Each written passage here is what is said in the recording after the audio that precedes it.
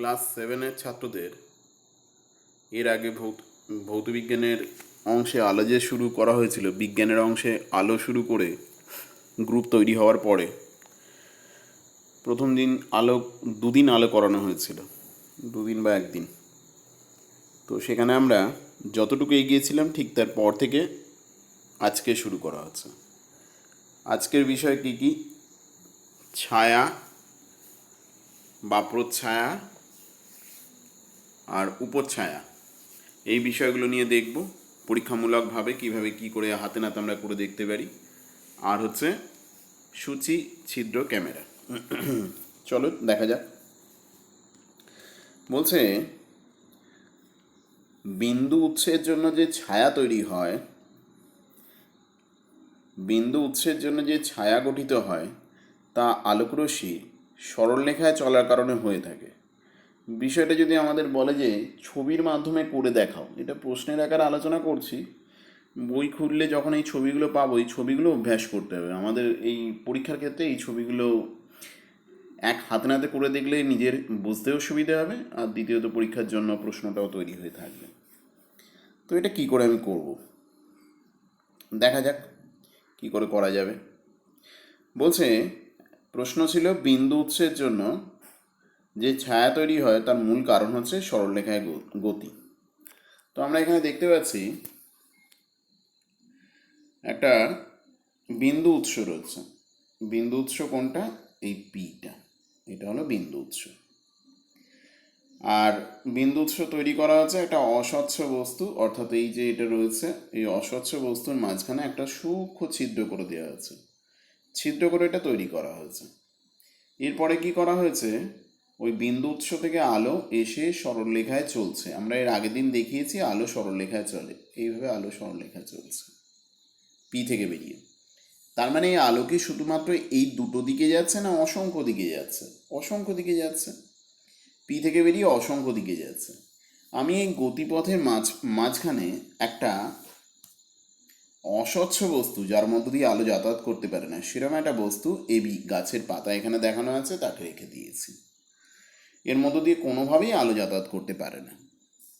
তাহলে কি হলো, পি থেকে যে আলোকরশ্মি বেরোতে শুরু করেছে তাদের মধ্যে যে রশ্মিটা গাছের পাতার ঠিক মাথা টাচ করে যাচ্ছে, সে কিন্তু ওর নিচের অংশে প্রবেশ করতে পারছে না। মানে এই রশ্মিটা এভাবে যাচ্ছে, এর নিচে দিয়ে যে রশ্মিগুলো যাচ্ছে তারা কিন্তু গাছের পাতা ভেদ করতে পারছে না।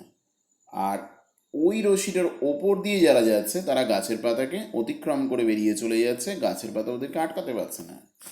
একইভাবে গাছের পাতার একেবারে নিম্নতম বিন্দু যেটা, অর্থাৎ বি, গাছের পাতার একেবারে নিম্নতম বিন্দু যেটাকে আমরা বি বিন্দু বলছি, সেই বি বিন্দু দিয়ে যখন আলোকরশ্মি যাচ্ছে, পি থেকে সোজা চলে গেল বি বিন্দু টাচ করে, সে কিন্তু পাতার ওই বি বিন্দুকে টাচ করে সরলরেখায় বেরিয়ে চলে গেল। কিন্তু ওর ওপর দিয়ে যদি কোনো আলোকরশ্মি যেতে চায় কিন্তু এই বিন্দুর নিচে দিয়ে, তখন সে কিন্তু পাতা দিয়ে আটকে গেল।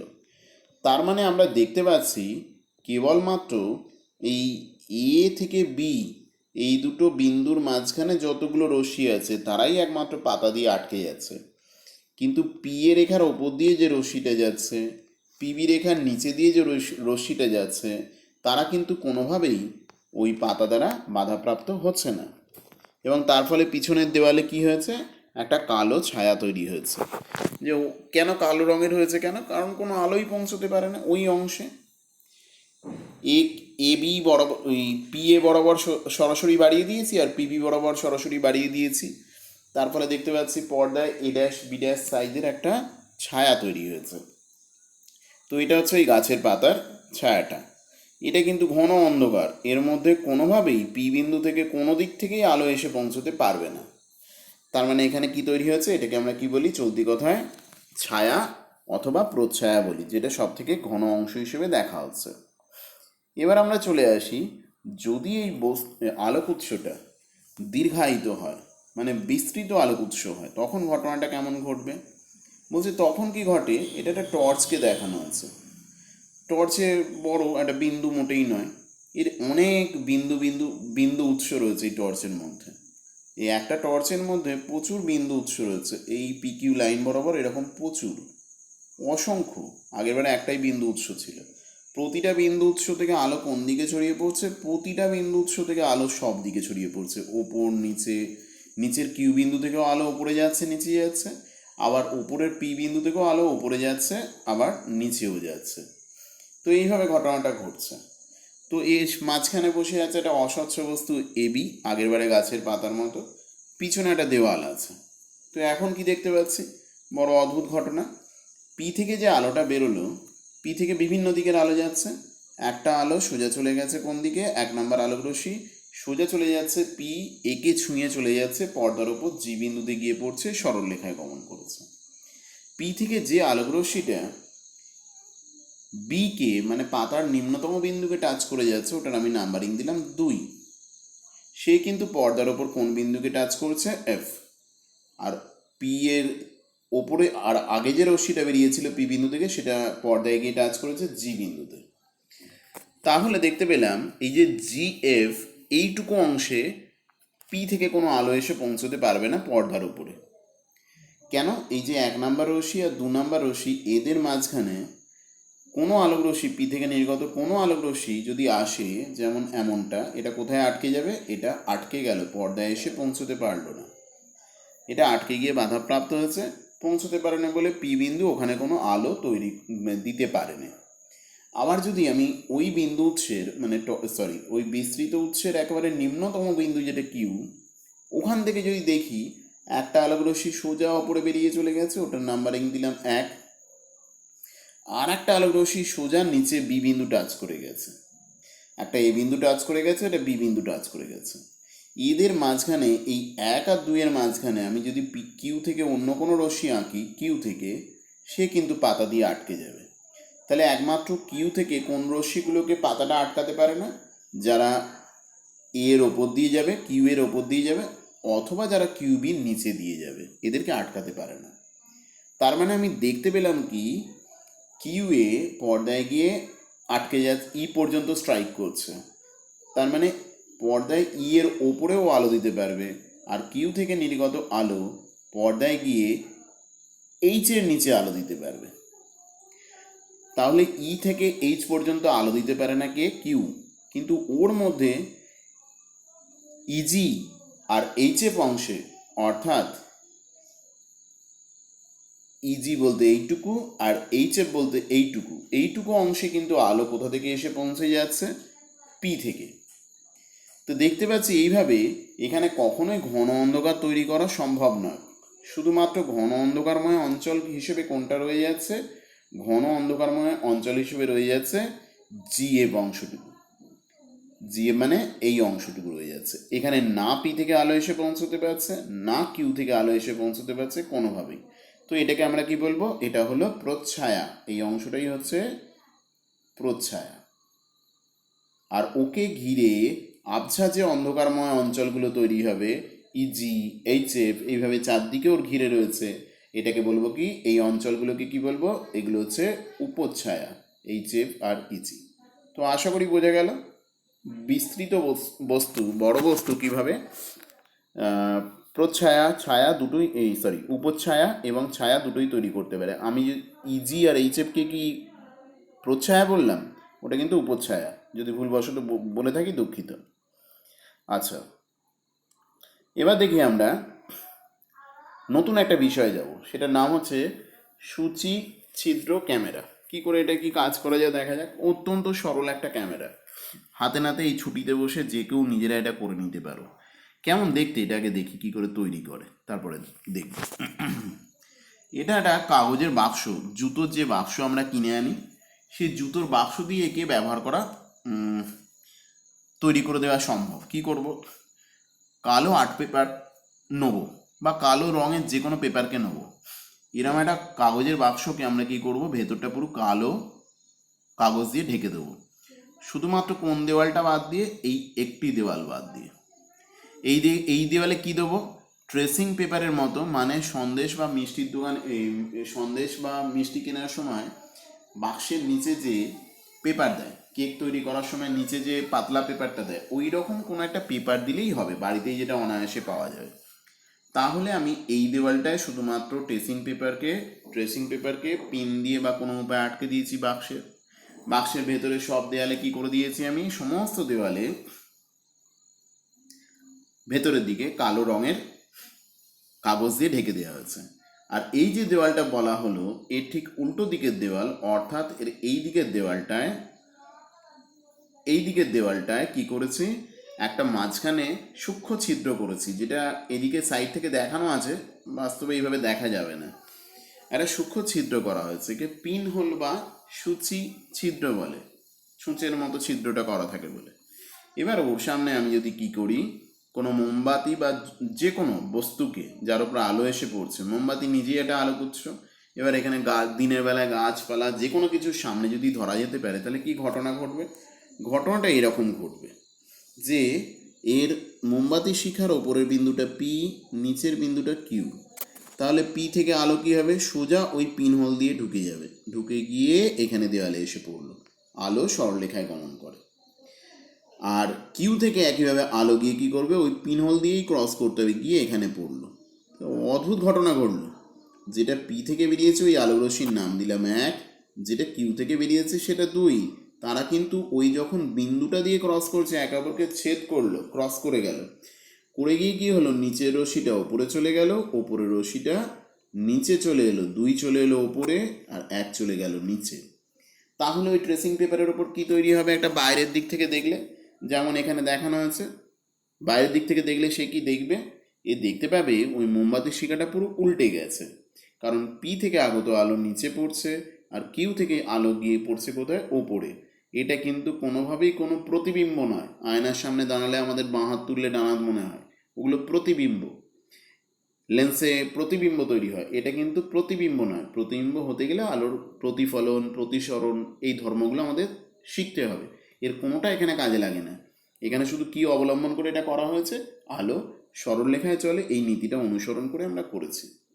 তাহলে কিভাবে করব, নিজেরা করো প্রত্যেকে, অসুবিধা হলে আমাকে জানাও। একটা যে কোনো কাগজের বাক্স, জুতোর বাক্স হলেও হবে।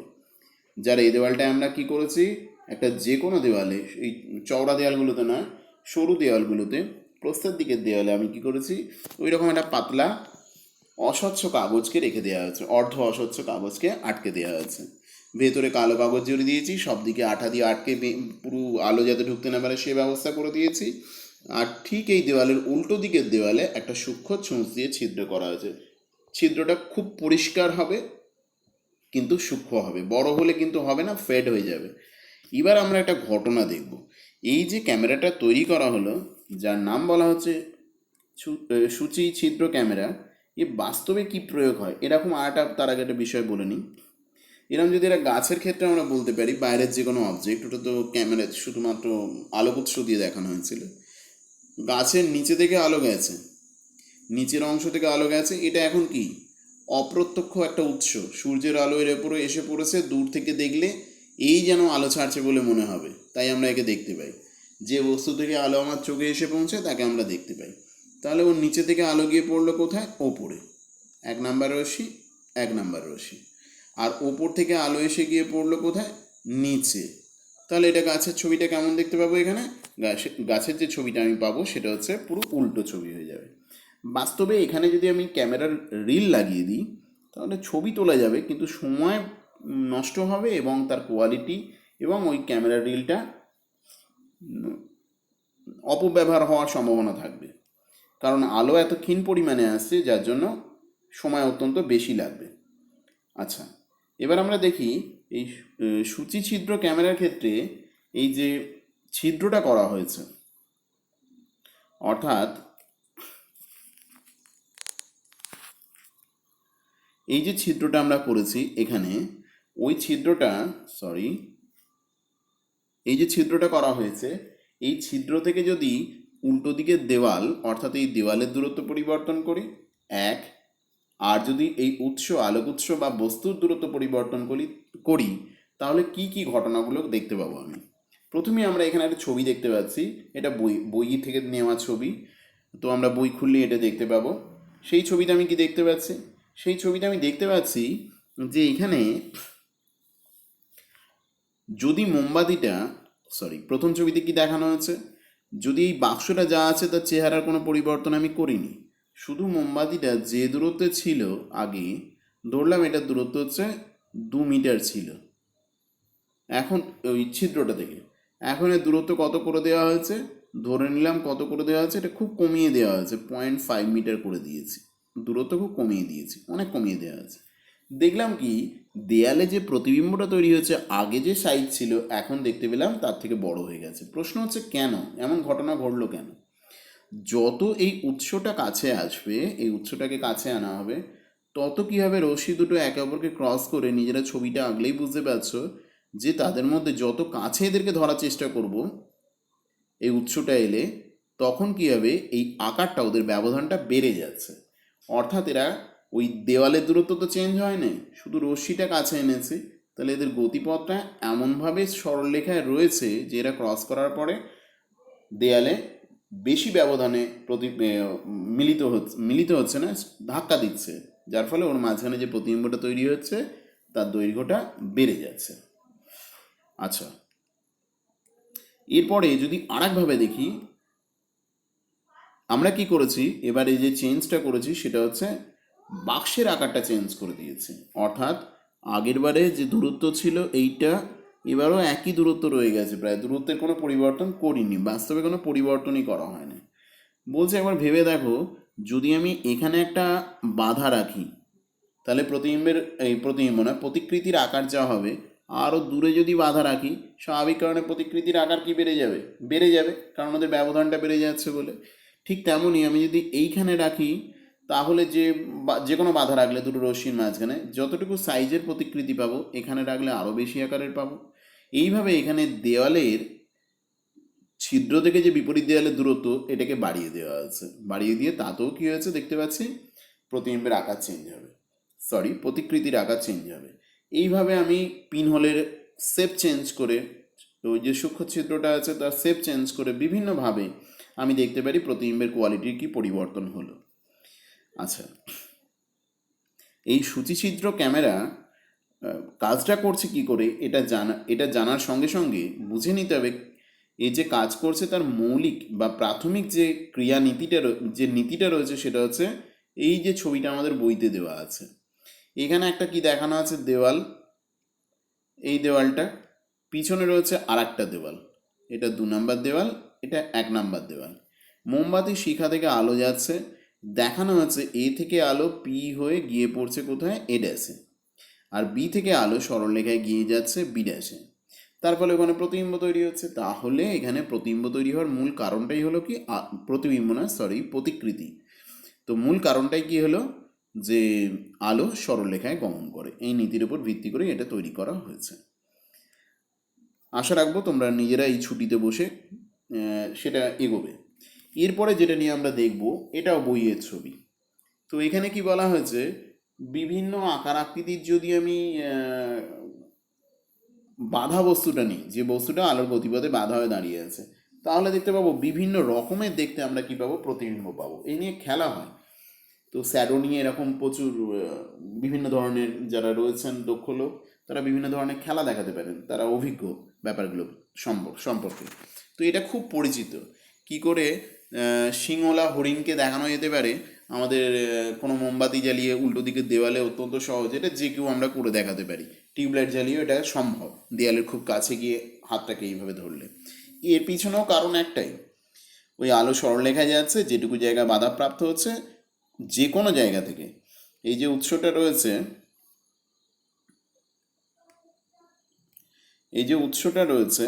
উৎসটা কিন্তু বিস্তৃত, তাহলে এর ওপরের বিন্দু থেকে আর নিচের বিন্দু থেকে কোনো জায়গা থেকে আলো যে জায়গাটুকুতে পৌঁছাবে না, সেখানে তোমার ঘন অন্ধকার তৈরি হবে। তো এটাকে বলা হচ্ছে প্রচ্ছায়া বলা হচ্ছে। তো যদি আমরা এই আকারটা ক্রমাগত চেঞ্জ করি, যে বাধা বস্তুটাকে রাখছি, তাহলে বিভিন্ন ধরনের আমরা ছায়া পেতে পারি। খেয়াল করে দেখবে, সকালে সূর্য ওঠা থেকে শুরু করে একেবারে বিকালে অস্ত যাওয়ার পূর্ব পর্যন্ত কত রকমের ছায়া আমরা আমাদের ঘরের মধ্যে এবং আশেপাশের বাগান, মাঠ, খুব চেনা পরিচিত পরিবেশের মধ্যে কিভাবে দেখতে পাই। এরকম কয়েকটা বিষয় এখানে তুলে ধরা হয়েছে, এগুলো নিজেরাও করে দেখতে পারো। কখন কিভাবে হাতকে রাখলে তা দিয়ে শুধুমাত্র হাত দিয়ে আমরা ছায়া গঠন করতে পারি। তার সঙ্গে সঙ্গে খেয়াল রাখবে তোমার বাড়িতে বিভিন্ন সময় কিভাবে বিভিন্ন মুহূর্তে সূর্যের আলো ছায়া তৈরি করতে পারে। তো এখানে দেখানো হচ্ছে একটা অলিন্দ বা বারান্দার মধ্য দিয়ে ছায়া এসে পড়ছে, তার আকৃতি কিন্তু ওই রকম থাকছে না, আকার পুরো পাল্টে যাচ্ছে। বস্তুর আকার মানে যে বস্তুটা বাধা দিচ্ছে আলোকে আর ছায়ার আকার বা আকৃতি এক হবে না কিন্তু। এখানে যে বলটার ওপর আলো এসে পড়েছে, তো বলটার ওপর আলো এসে পড়ার পরে কিন্তু বলটার উপর আলো এসে পড়ার পরে এর যে ছায়াটা তৈরি হয়েছে পুরো কিন্তু এরকম গোল আদৌ নয়, যেহেতু মাটির ওপর পড়েছে, এটা অনেকটা বৃত্তাকার। এবার যদি আরও তেরছাভাবে আলোটা ফেলা যায় তখন কিন্তু এটা কেমন হয়ে যাবে, অনেকটা ডিম্বাকার হয়ে যাবে। তো এইভাবে আমরা কি দেখতে পারি, বস্তু সূচি ছিদ্র ক্যামেরার ছিদ্রের শেপস যদি পাল্টে দিই, প্রতিবিম্বের আকার আকৃতিও, প্রতিবিম্ব নয় প্রতিকৃতির আকার আকৃতিও পাল্টাতে থাকবে। এমনি আমাদের চারপাশে যে বস্তুগুলো দেখতে পাই তাদের ছায়া কিন্তু হুবহু ওর মতো বস্তুর মতো দেখতে হয় না। সেটা একটা লাঠিকেও যদি আমি দাঁড় করিয়ে রেখে দিই, একেবারে সকালবেলা থেকে শুরু করে সূর্যের আলোয় সন্ধে হওয়ার আগে পর্যন্ত তার ছায়া দৈর্ঘ্য কীভাবে পাল্টাচ্ছে আমরা নিজেরা পর্যবেক্ষণ করতে পারবো। সূর্য ওঠার সময় দেখতে পাবো আর অস্ত যাওয়ার সময় এর ছায়া দৈর্ঘ্য সব থেকে বড়, আর দুপুরবেলা সেটা হচ্ছে ছায়াটা নেই বললেই চলে বা নেই। তো এর কারণ হচ্ছে সূর্যের আলো কতটা তীর্যকভাবে ওর উপরে এসে পড়ছে। এইটুকু আজ রইল, পরের দিন সূচি ছিদ্র ক্যামেরার পর থেকে পড়ানো শুরু করা হবে। খুব তাড়াতাড়ি এর প্রশ্ন দিয়ে